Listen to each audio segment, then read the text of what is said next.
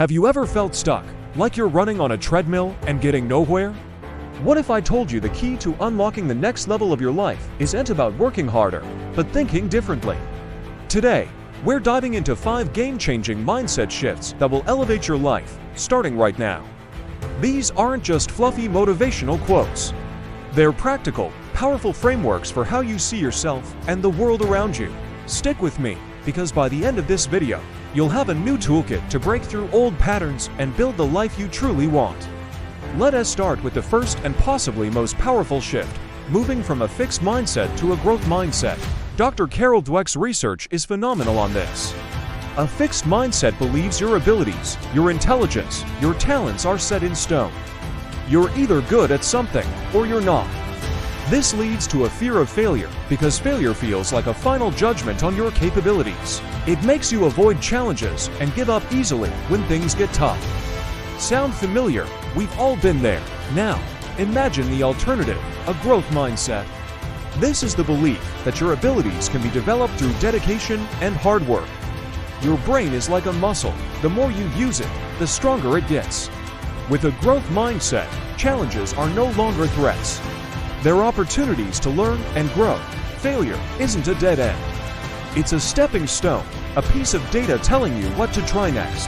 Think about learning to ride a bike. Did you just hop on and pedal away perfectly? Of course not. You fell, you scraped your knees, but you got back on because you knew you could get better. That's a growth mindset in action. So, the first step is to catch yourself when you say things like "I am just not a math person," or "I could never do that." Replace it with "I am not good at math *, or "I can learn how to do that." This simple change in language rewires your brain to see possibilities instead of limitations. The second huge shift is moving from scarcity to abundance. A scarcity mindset is rooted in the belief that there's not enough to go around. Not enough money, not enough opportunities, not enough success. This creates a hyper-competitive, fearful environment where someone else's success feels like your loss. You hoard resources, you're suspicious of others, and you're constantly worried about what you might lose. It's an exhausting way to live, always feeling like you're fighting for scraps from a very small pie. The abundance mindset, on the other hand, believes the pie is infinite. There is plenty for everyone. It's a mindset of generosity, collaboration, and possibility. When someone else succeeds, you celebrate it, knowing that their success doesn't diminish your own chances. In fact, it often creates more opportunities for everyone. Think about it in a creative field. When one artist creates a masterpiece, does it mean there's less art for others to create? No, it inspires others and elevates the entire community. To cultivate an abundance mindset, start by practicing gratitude. Every day, actively look for and acknowledge the good things in your life. Celebrate the wins of others genuinely and start sharing your knowledge, your time, your positivity. You lines be amazed at how much more comes back to you when you operate from a place of we instead of me. Now for mindset shift number 3, from being a victim to being an owner. A victim mentality is when you believe that life happens to you. External forces, other people, your circumstances, bad luck are in control. When things go wrong, it's always someone else's fault. This mindset is tempting because it absolves you of responsibility, but it's also completely disempowering. If you're not responsible, then you have no power to change anything. You're just a passenger in your own life, being tossed around by the waves. Taking ownership means you believe life happens you, or even *by*you. You are the driver. This doesn't mean bad things won't happen. They will, but it's about how you respond. Instead of asking, "Why is this happening to me?" you ask, "What can I learn from this?" or "What can I do about this?"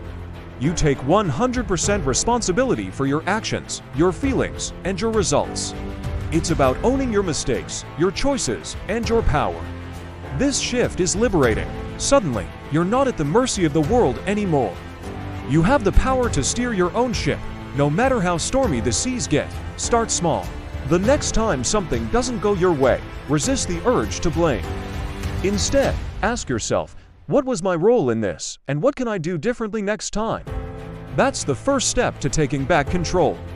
Our fourth mindset shift is a big one in our hyper-productive world, moving from being busy to being effective. We wear busyness like a badge of honor. Our calendars are packed, our to-do lists are a mile long, and we rush from one thing to the next, feeling important and productive. But are we actually accomplishing anything meaningful? Often, being busy is just a form of procrastination. We fill our time with low-impact, easy tasks to avoid the difficult, important ones. We're spinning our wheels, generating a lot of heat but not much forward motion. Being effective is about focusing on results, not activity. It's about understanding the Pareto principle, the 80-20 rule, which suggests that 80% of your results come from just 20% of your efforts. An effective person identifies that critical 20% and obsesses over it. They're not afraid of an empty calendar because they know that deep, focused work on the right things is what truly moves the needle. They say no to things that don't align with their primary goals.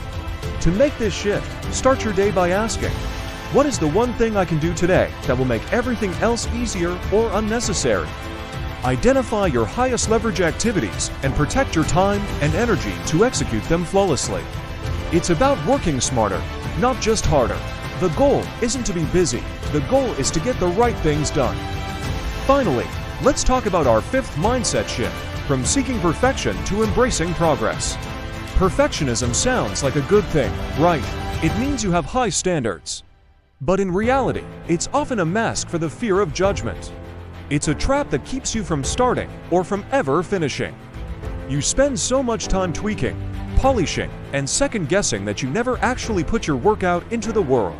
You wait for the perfect moment, the perfect plan, the perfect result, none of which actually exist. This leads to analysis paralysis and a constant feeling of not being good enough. The alternative is to embrace progress. This mindset understands that done is better than perfect. It's about taking messy, imperfect action and then iterating and improving along the way.